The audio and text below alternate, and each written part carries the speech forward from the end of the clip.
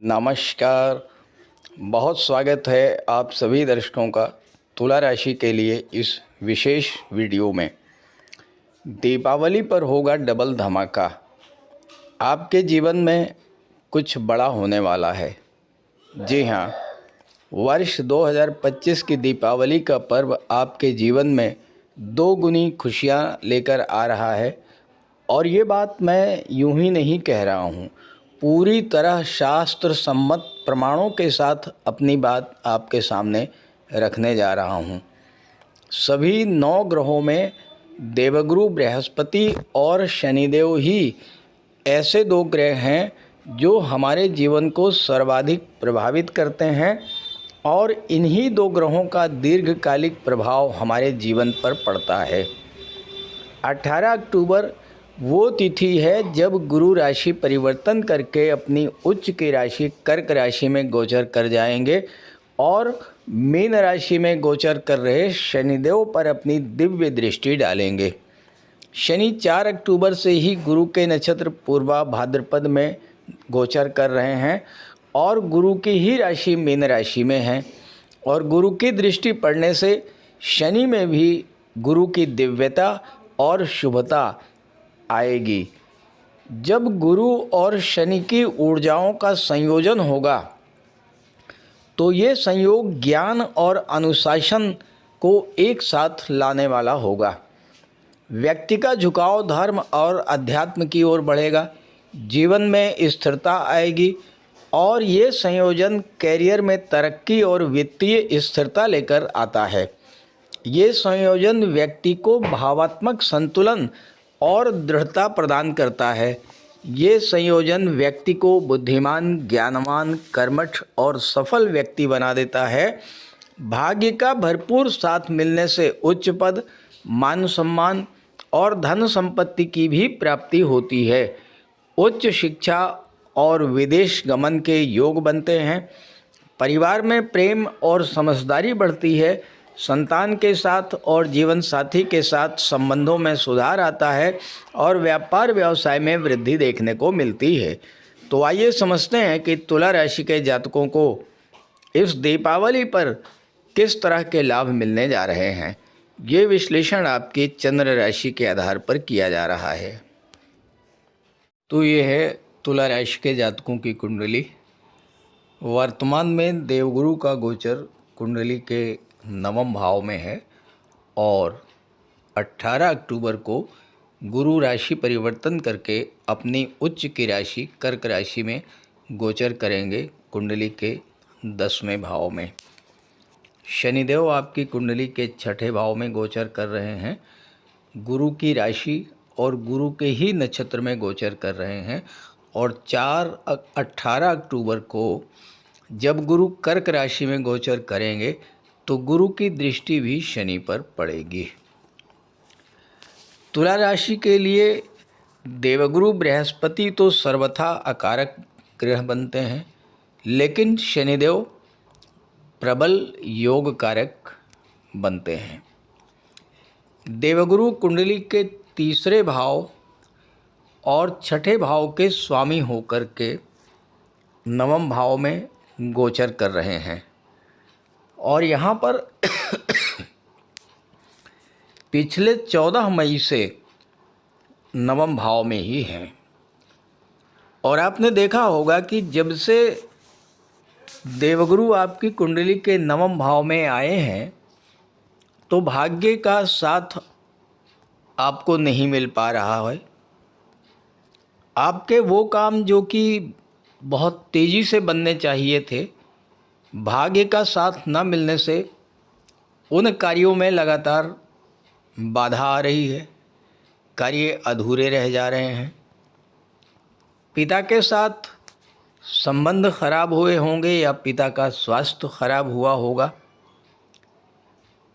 चूँकि गुरु की दृष्टि 3रे भाव पर भी है और गुरु की दृष्टि 5म भाव पर भी है इस समय 14 मई के बाद से, तो आपकी निर्णय क्षमता प्रभावित हुई। जो गलती आप करते आ रहे हैं, बार बार आप ये सोचते हैं कि अब वो गलती नहीं करूँगा, लेकिन फिर भी वही गलती आप रिपीट कर देते हैं। मेहनत तो आप भरपूर कर रहे हैं लेकिन रिज़ल्ट नहीं आ रहा है, और जो भी कार्य कर रहे हैं उसमें लाभ की जगह हानि की स्थिति बनी हुई है। भाई बहनों से भी रिलेशंस ख़राब हुए हैं, और इस दौरान कुछ आपको ऐसी यात्राएं भी करनी पड़ी होंगी जिसमें कष्ट ज़्यादा हुआ होगा और लाभ बहुत कम हुआ होगा। कमेंट करके बताइएगा अगर आपके साथ 14 मई के बाद से ऐसा ही हो रहा है। लेकिन जैसे ही इस दीपावली से 2 दिन पहले देवगुरु राशि परिवर्तन करके अपनी उच्च की राशि में चले जाएंगे, नवम भाव से हट जाएंगे, आप देखिएगा भाग्य का साथ मिलना शुरू हो जाएगा। पिता से, गुरु से रिलेशंस आपके अच्छे हो जाएंगे। जो कार्य आपके रुके हुए थे वो बनने शुरू हो जाएंगे। जिन कार्यों में देरी हो रही थी वो कार्य तेज़ी से बनेंगे। पिता से आपके संबंध अच्छे होंगे, पिता के स्वास्थ्य में सुधार देखने को मिलेगा, और इस समय आप जो निर्णय लेंगे वो निर्णय बिल्कुल सही होंगे।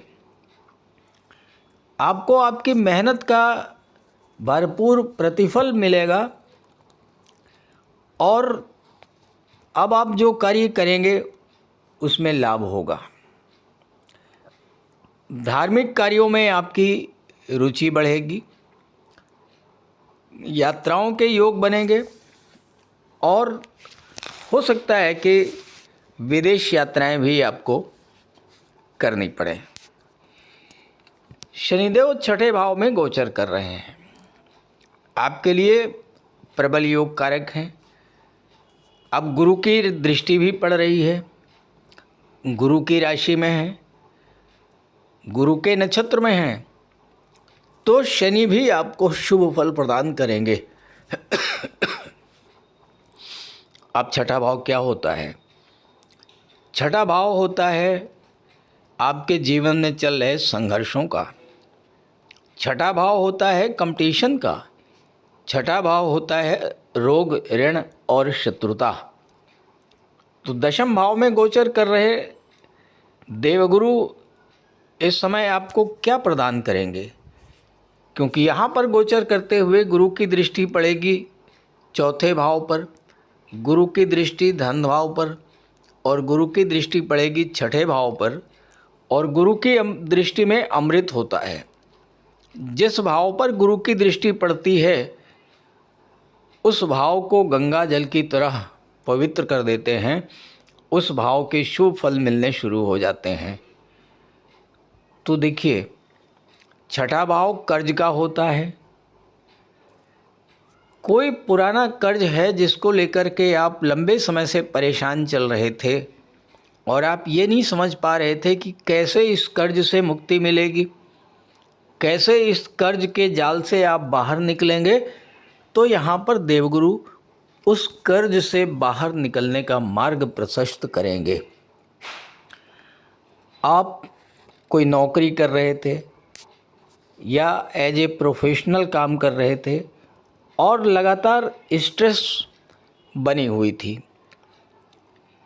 आप प्रमोशन चाह रहे थे, आप बड़ा पैकेज चाह रहे थे, और आपसे ये कहा जाता था कि आप इस कार्य को पूरा करिए, आपका प्रमोशन कर देंगे। आपसे ये कहा जाता था कि आप इस टारगेट को पूरा कर दीजिए, आपकी वेतन वृद्धि कर देंगे। वादा आपसे किया जाता था, लेकिन लाभ किसी और को मिल रहा था, क्योंकि आपको आपके काम का क्रेडिट नहीं मिल पा रहा था। अब इन परिस्थितियों में बदलाव आएगा। या तो नए जॉब के अवसर मिलेंगे, या बड़े पैकेज की प्राप्ति होगी, या पुरानी जगह पर ही आपका प्रमोशन हो सकता है।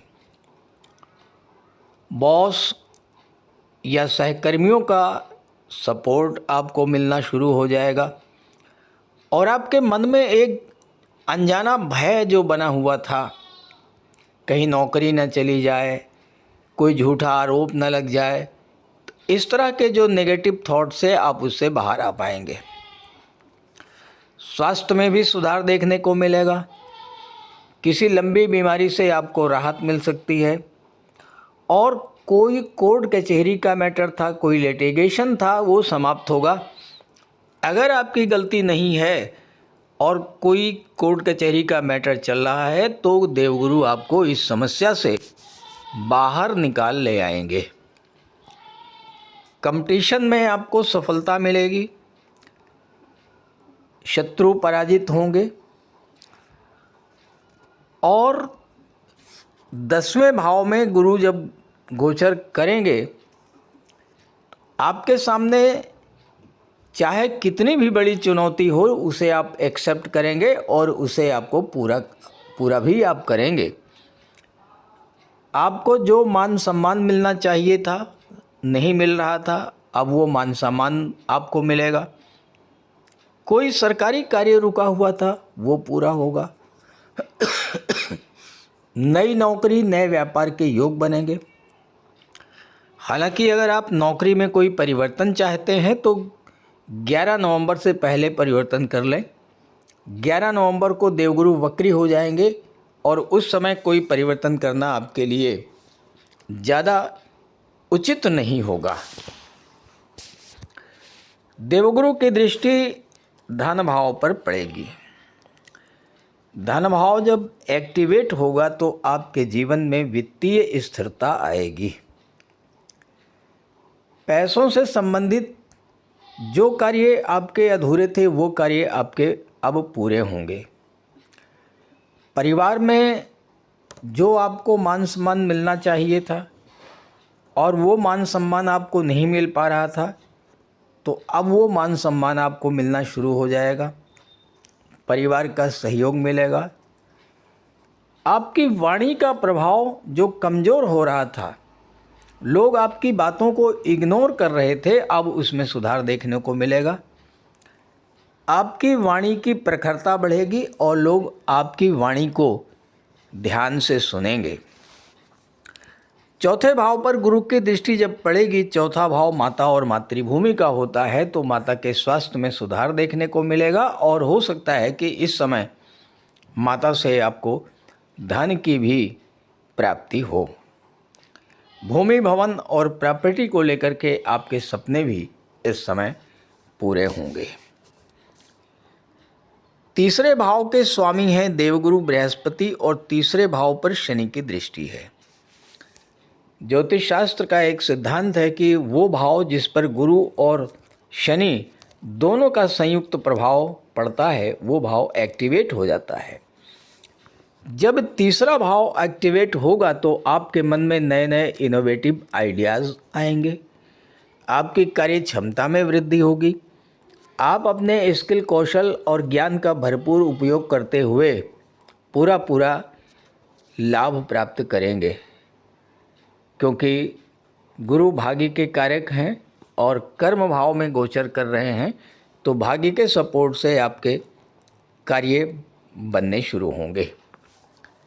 तो इस तरह के लाभ तुला राशि के जातकों को मिलने जा रहे हैं इस गोचर काल में। लेकिन प्रश्न ये है कि क्या सभी तुला राशि के जातकों को एक जैसा ही लाभ मिलेगा? तो ऐसा तो बिल्कुल भी संभव नहीं है, क्योंकि तुला राशि के करोड़ों जातक हैं और हर जातक की कुंडली में ग्रहों की स्थिति अलग अलग है। तो अगर आप ये जानना चाहते हैं कि आपके जीवन में समस्याएं किस ग्रह के गोचर के कारण है और उन समस्याओं का निवारण क्या है, तो इसी वीडियो के डिस्क्रिप्शन बॉक्स में मैंने अपना व्हाट्सएप नंबर दे दिया है। आप अपनी समस्या कमेंट कर सकते हैं और मैं उस समस्या का समाधान प्रस्तुत करने का पूरा प्रयास करूंगा। तो आप सभी जातकों को दीपावली की बहुत बहुत शुभकामनाएं। ये वीडियो ज़्यादा से ज़्यादा शेयर कीजिएगा। नमस्कार।